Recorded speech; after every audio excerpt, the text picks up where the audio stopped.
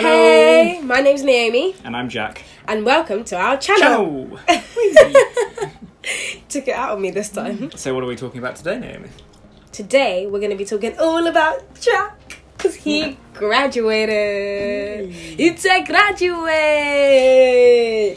Not all about me. And a little bit about what studying at King's has been like. So I'm going to give you 5 things that I learnt through my time at King's. 5 things that the wiser graduate myself now knows.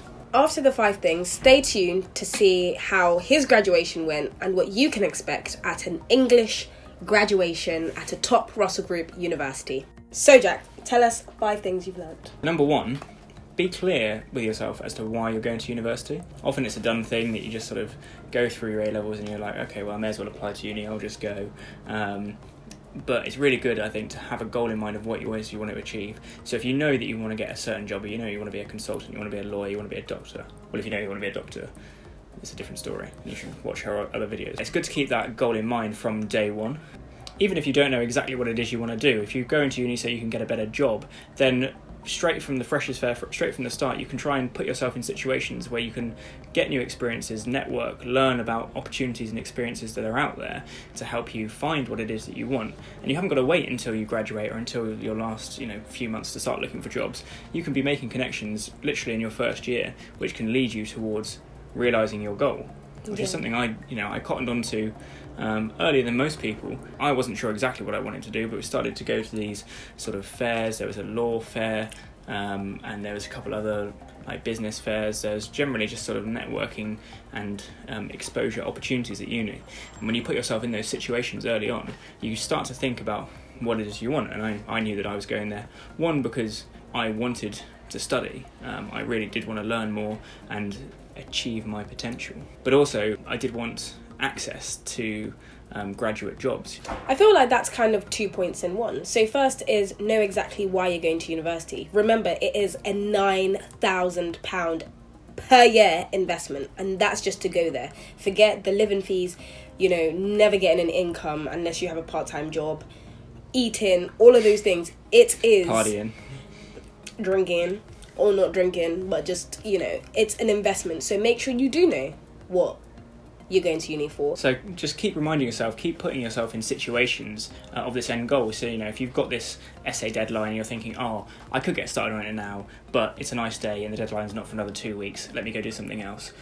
Just remember that you think, okay, well actually, if I got on top of it now, I'm here to study, to do the best that I can to get this job. And if you keep referring back to that mindset, it's useful to keep yourself motivated when it comes to deadlines and managing your time and that kind of thing. Did you always know you wanted to become a lawyer?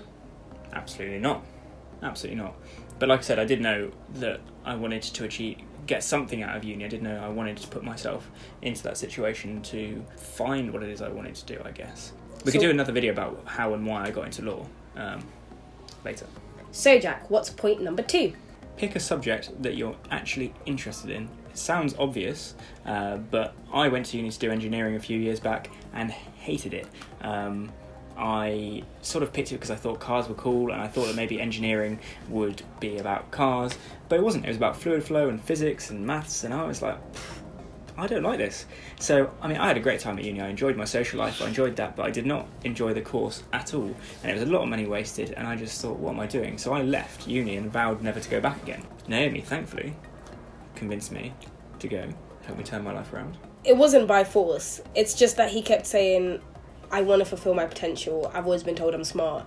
But he felt that he was too old at age 21 to go back to uni. You're never too old. Never. That's like a little bonus tip. Picking something you're interested in just generally makes your life so much easier. You can get to where you want by studying something you're interested in. So I studied religion, philosophy and ethics. It's a subject that I'm really interested in, and being excited to learn about something means that it doesn't seem so much like work. You're going to uni out of your own choice. It's not like out of school and you've got homework to do and whatever. If you pick a subject you're interested in, then you want to pick up more books, you want to read more widely, you want to... I'm sorry.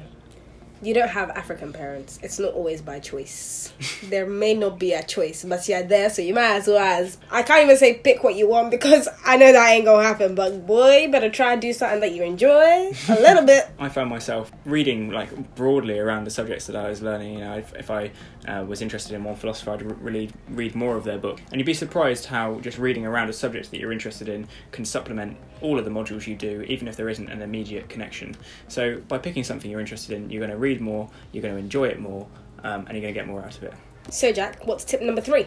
On the subject of reading, tip number 3 would be prepare for your lectures, actually. You don't have to, or at least I didn't have to for uni, and I, you know, over my 3 years, sometimes I was really on it, really prepared for my lectures, did all my pre-reading, got a lot out of it, and other times I just rocked up, I was late, I was busy working on other things, whatever, you know, actually working, could be anything. And I'd say generally, I got a lot more out of uni when I did the work in advance. When I did the pre-reading, I turned up to lectures knowing already what was going on, and I was able to interact and expand my knowledge rather than trying to learn it. And then that helps when it comes to writing essays. You've already got all these thoughts going on.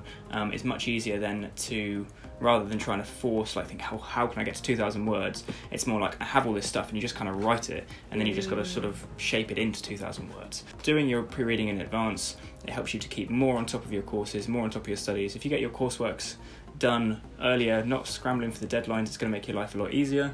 So that's tip number 3. Tip 4 is kind of an extension of the other tips. It's just get involved in everything that's going on at uni. Find some societies that you like to join. You haven't got to even go to everything they put on, but just turn up to some things, try it out. You're going to meet new people. Try and meet people on different courses, you know, because even if you're on different courses, you might have similar interests. It's useful to build these networks, build these groups. When it comes to applying for jobs, you might find that you met someone who was applying for a consulting job, and you think, oh, okay, maybe I'd be interested in doing that.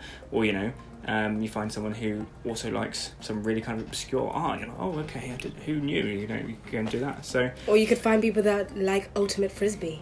You could find out that you liked ultimate frisbee. It is a great sport. Join ultimate frisbee. It's a friendly sport. We like friendly.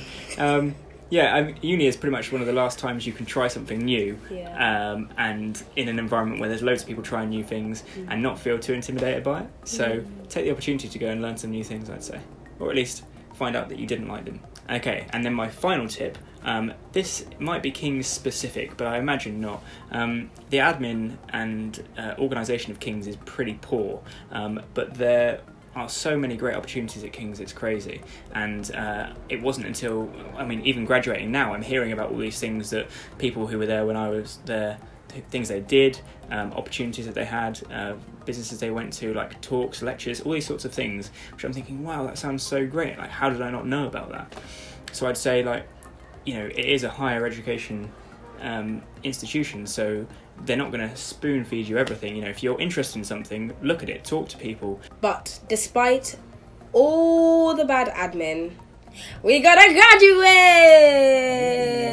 Awarded the Associateship of King's College, Jack Priestley Cave Brown Cave.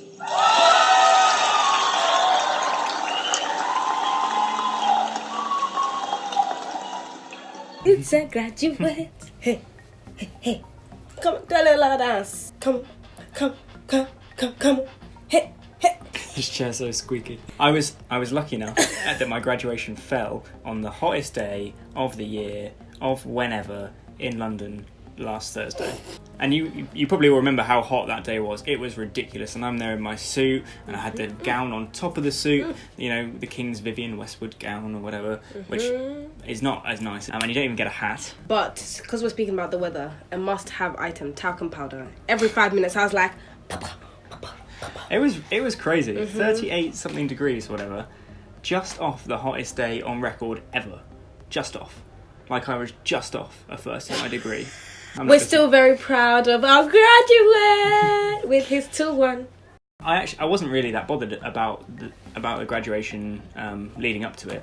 I already sort of, you know, I was already working. I just sort of felt like, I don't know, like, what's the point? You know, I've already got my degree, whatever. But actually, I really enjoyed the ceremony, despite the heat, despite everything. It was actually really nice to, like, take a moment to commemorate the whole of the last 3 years and all the work that's gone into it. And all the money you spent. Yeah. And to have, you know, my friends and family and my wife there to support me or to celebrate, because they've been supporting me through it as well. So after the graduation ceremony, we went for a little meal, and my mum wrote me the loveliest letter. I believe your path was set to bring you to where you are today, and now my son is his turn to joy. Your beautiful Naomi, now your wife. I love saying that.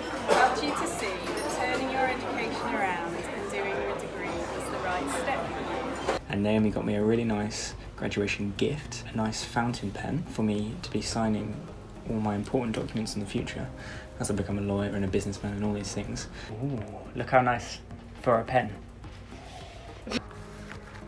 Who knew so much wrapping would go into a pen? I know I do feel bad for the planet. But look how pretty it is.